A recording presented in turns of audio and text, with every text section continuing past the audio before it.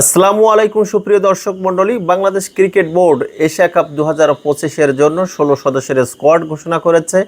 স্কোয়াডটি কেমন হলো আর আপনার মূল্যবান মন্তব্য, মতামত, মূল্যায়ন কমেন্ট সেকশনে লিখে জানাবেন।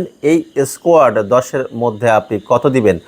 বাংলাদেশের স্কোয়াডটা ব্যাটিং লাইন আপে যারা রয়েছেন, লিটন কুমার দাস দলীয় captain, who will lead from the front, wicket keeper cum batter রয়েছেন Jaker Ali Anik, wicket keeper cum batter, Nurul Hasan Sohan, wicket keeper cum batter, Parvez Hossain Emon left handed batter, wicket keeper cum batter, Tanzid Hasan Tamim opening batter, Towhid Hridoy batter হিসেবে রয়েছেন এবং allrounder হিসেবে যারা রয়েছেন, মোহাম্মদ সাইফুদ্দিন রয়েছেন, Nasum Ahmed left arm orthodox bowler, Rishad Hossain, Saif Hasan, Shamim Hossain Patwari এবং তানজিম হাসান সাকিব।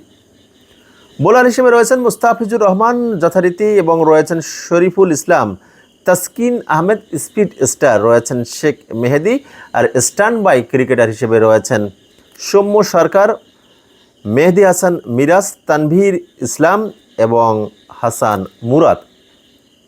3 বছর পরে সুপ্রিয় দর্শক মণ্ডলী দলে ফিরেছেন Nurul Hasan Sohan, wicket keeper and batter. সর্বশেষ 2022 সালে অস্ট্রেলিয়ায় অনুষ্ঠিত টি-20 বিশ্বকাপে খেলেছিলেন এই 31 বছর বয়সী wicket keeper cum batter Nurul Hasan Sohan. সুপ্রিয় দর্শক মণ্ডলী, এবারের এশিয়া কাপে আরও সুযোগ পেয়েছেন মোহাম্মদ সাইফুদ্দিন এবং সাইফ হাসান। আগামী 9 সেপ্টেম্বর থেকে 28 সেপ্টেম্বর পর্যন্ত এশিয়া কাপের এবারের আসর অনুষ্ঠিত হবে সংযুক্ত আরব আমিরাতে।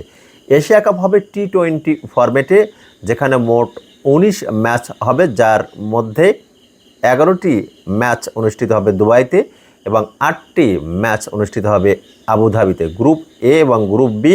গ্রুপ এতে রয়েছেন ভারত, পাকিস্তান, আরব আমিরাত এবং ওমান। গ্রুপ বিতে রয়েছেন বাংলাদেশ, শ্রীলঙ্কা, আফগানিস্তান এবং হংকং।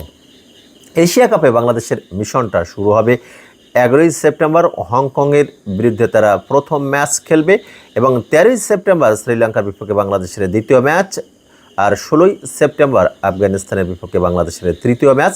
সবকটি ম্যাচই অনুষ্ঠিত হবে আবুধাবিতে।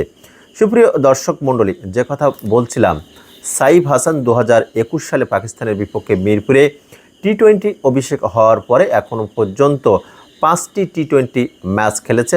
তবে 2023 সালে এশিয়ান গেমসে শেষবার বাংলাদেশের হয়ে মাঠে নেমেছিল এই ডানহাতি ব্যাটসম্যান সাইফ হাসান এবং নুরুল হাসান সোহান। বাংলাদেশ এ দলের হয়ে কিন্তু বর্তমানে অস্ট্রেলিয়া সফর করছে। সুপ্রিয় দর্শক মণ্ডলী, আরেকটি তথ্য আপনাদেরকে জানিয়ে দিই, 30 অগস্ট থেকে সিলেট আন্তর্জাতিক ক্রিকেট স্টেডিয়ামে অনুষ্ঠিত নেদারল্যান্ডসের বিপক্ষে 3 ম্যাচের টি-20 দিবারাত্রির এই সিরিজে কিন্তু একই দল অংশগ্রহণ করবে। অর্থাৎ নেদারল্যান্ডসের বিপক্ষে যে দলটা খেলবে এশিয়া কাপেও টি-20 ফরম্যাটে একই দল খেলবে। বাংলাদেশ দলের জন্য কিন্তু অনেক অনেক শুভকামনা। তবে দলটি কেমন হলো, আপনার মূল্যবান মন্তব্য, মতামত আর মার্কিংয়ের ক্ষেত্রে 10-এর মধ্যে আপনি কত দিবেন সেটিও কমেন্টস বক্সে লিখে জানাবেন।